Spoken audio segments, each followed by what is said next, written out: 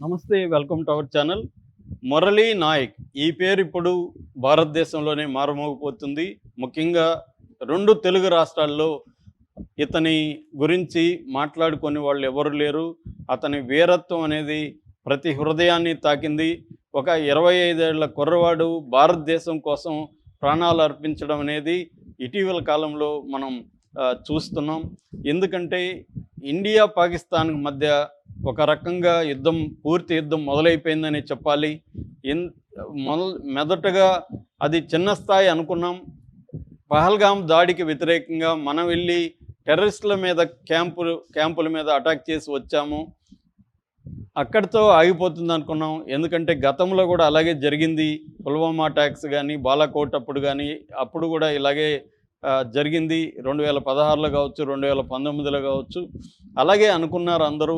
కానీ పాకిస్తాన్ ఈసారి అసీం మునీర్ అనే ఒక మూర్ఖుడైన జనరల్ చేతిలో పాకిస్తాన్ ఉండడం వల్ల పాకిస్తాన్ భారతదేశంతో కయ్యాని కాలు దూవుతుంది. మనం ఓన్లీ మిలిటరీ కాకుండా, సివిలియన్స్ కాకుండా ఓన్లీ టెర్రరిస్ట్ క్యాంపుల మీద మనం అటాక్ చేస్తే పాకిస్తాన్ మన మిలిటరీ స్థావరాల మీద, మన ప్రజల మీద దాడులు చేసి చంపుతుంది. ఈ నేపథ్యంలో మన తెలుగు బిడ్డ మురళీ నాయక్ అమరుడయ్యాడు. అతని బయోగ్రఫీ ఏంటి, అతను ఎలా చనిపోయాడు, ఎట్లా అతను మిలిటరీలో చేరాడు, అతనితో పాటు ఇంకా ఎవరు ఇప్పటివరకు చనిపోయారు, ఈ విషయాలు మనం మాట్లాడుకుందాం. మురళీ నాయక్, ముదావత్ మురళీ నాయక్ అతని పేరు. 25 ఏళ్ళు.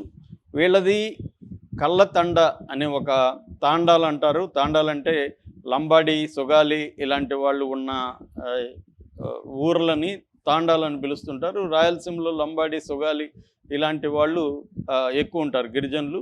సో ఇతను అలాంటి కళ్ళతాండ, పుట్లగుండపల్లి, గోరంట్ల మండలం, శ్రీ సత్యసాయి జిల్లా. వీళ్ళ నాన్న పేరు ముదావత్ శ్రీరామ్ నాయక్, వీళ్ళ అమ్మ పేరు జ్యోతిబాయి. వీళ్ళిద్దరు కూడా అగ్రికల్చరల్ లేబరర్స్, వ్యవసాయ కూలీలు. ఆ తర్వాత వాళ్ళ బంధువులు ముంబై వెళ్తుంటే వాళ్ళతో కలిసి వీళ్ళు కూడా వెళ్ళారు. ముంబైలో ఘటకోపర్లో ఉంటున్నారు. వాళ్ళ నాన్న కన్స్ట్రక్షన్ లేబరర్గా పనిచేస్తుంటే వాళ్ళ అమ్మ ఇండ్లల్లో పనులు చేస్తుంది.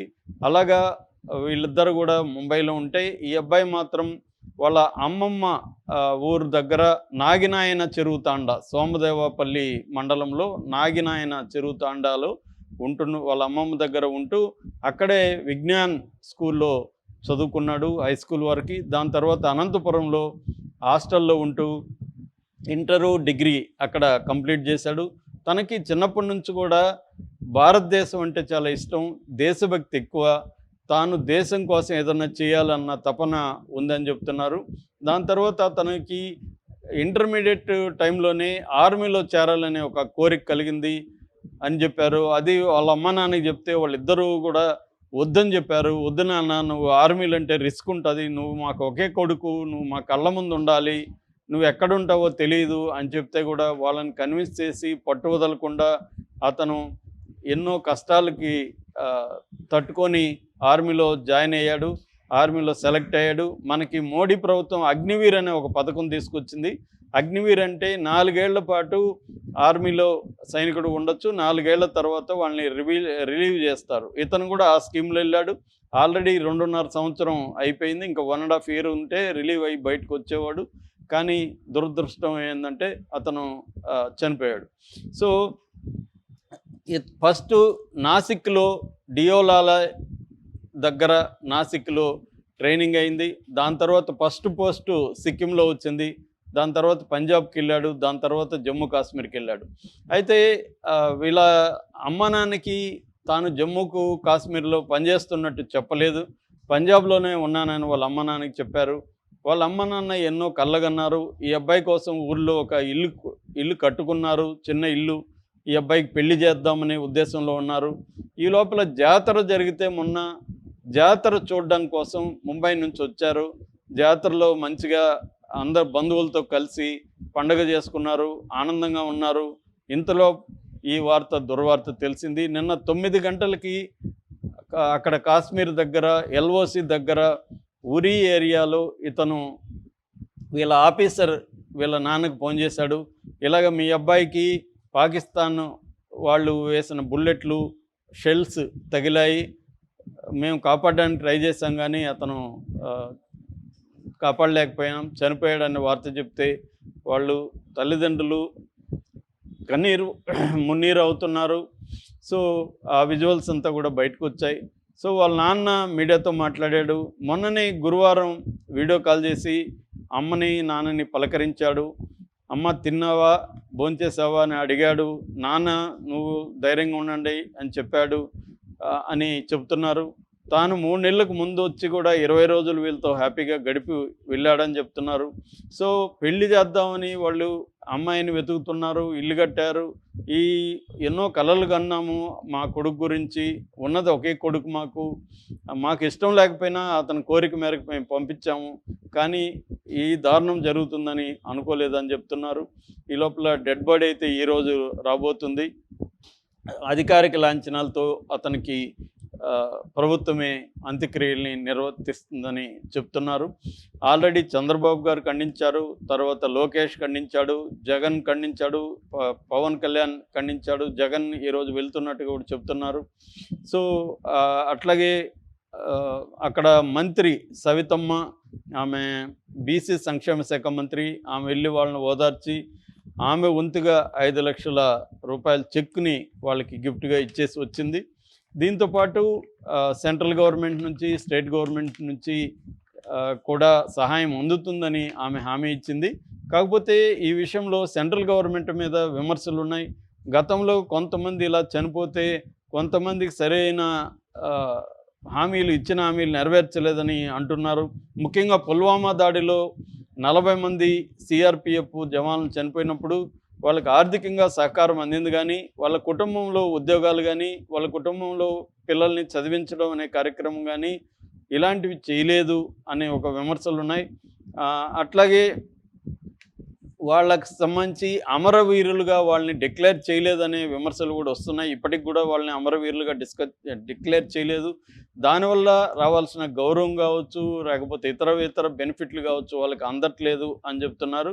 రోహితాష్ లాంబీ అని ఆయన తన భార్యకి ఉద్యోగం, ఆయన చనిపోతే ఆయన భార్యకి ఒక టెక్నికల్ రీజన్ చెప్పి ఉద్యోగం ఆపేశారని చెప్తున్నారు.